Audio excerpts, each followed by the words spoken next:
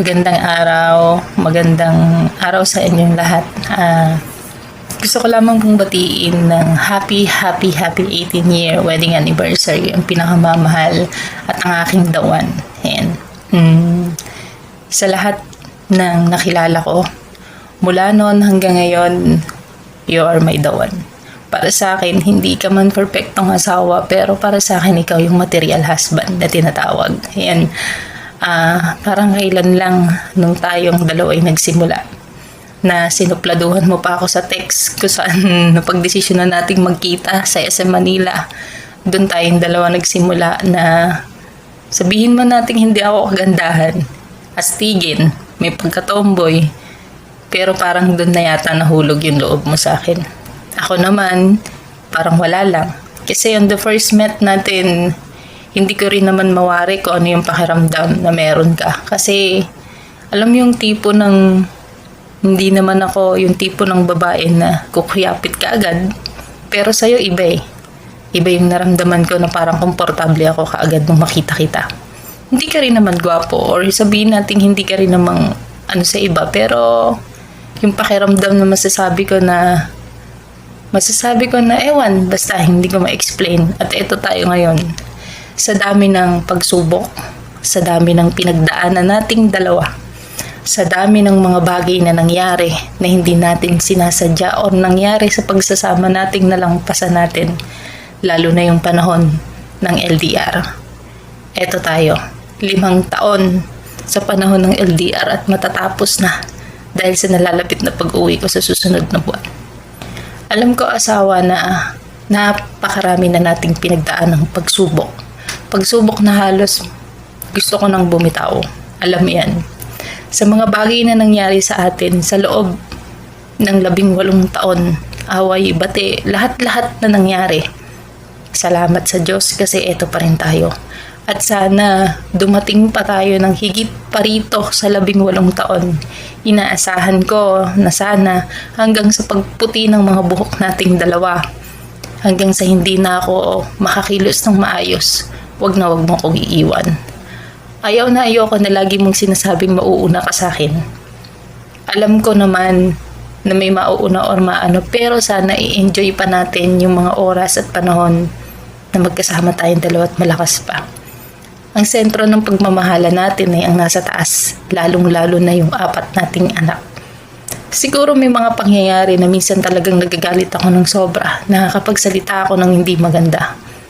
Pero wag mo sanang kalilimutan na lahat-lahat ng ginagawa ko, lahat ng sakripisyo, lahat-lahat ay para sa inyo. Hindi ako magkakaganito kundi lang din para sa inyo. At sana, wag naman sana na palagi na lang na kontrapelo.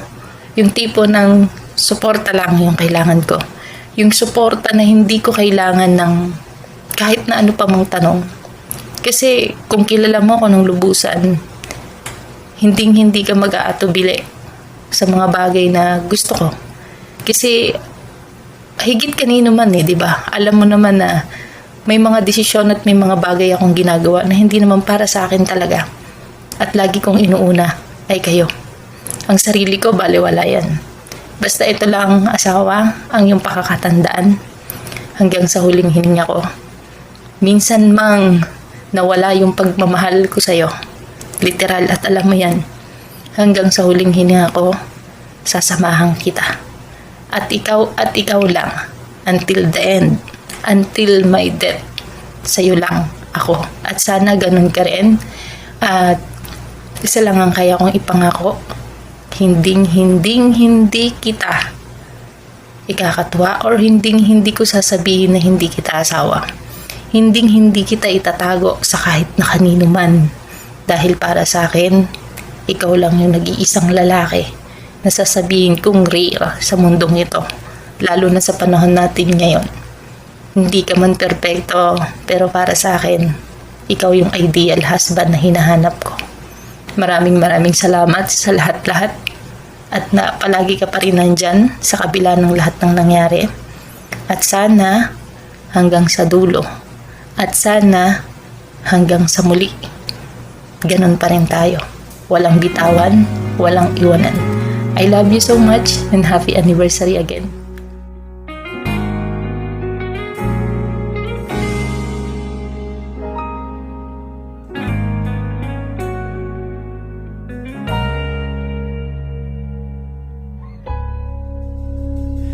Di man araw-araw na nakangiti.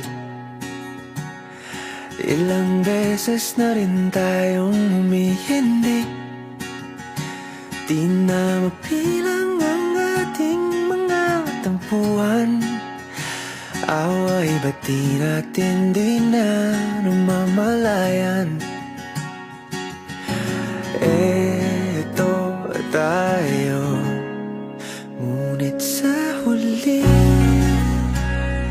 palagi babalik pa rin sa yakap mo. Hanggang sa huli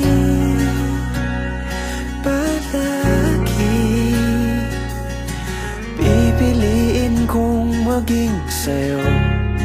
Ulit-ulitin man, nais kong malaman nung iyo ako palagi.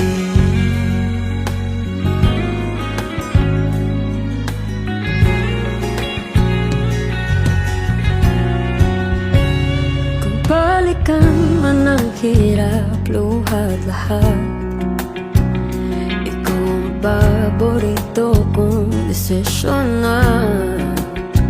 Pag napaligiran ang ingay at ng gulo, di ko pagpapalit ngiti mo sa mundo.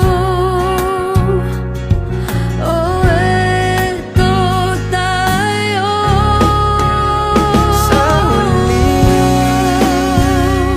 palagi babalik pa rin sa yakap mo. Hanggang sa huli palagi pipiliin kong maging sa'yo. Ulit-ulitin man, nais kong malaman iyo ako.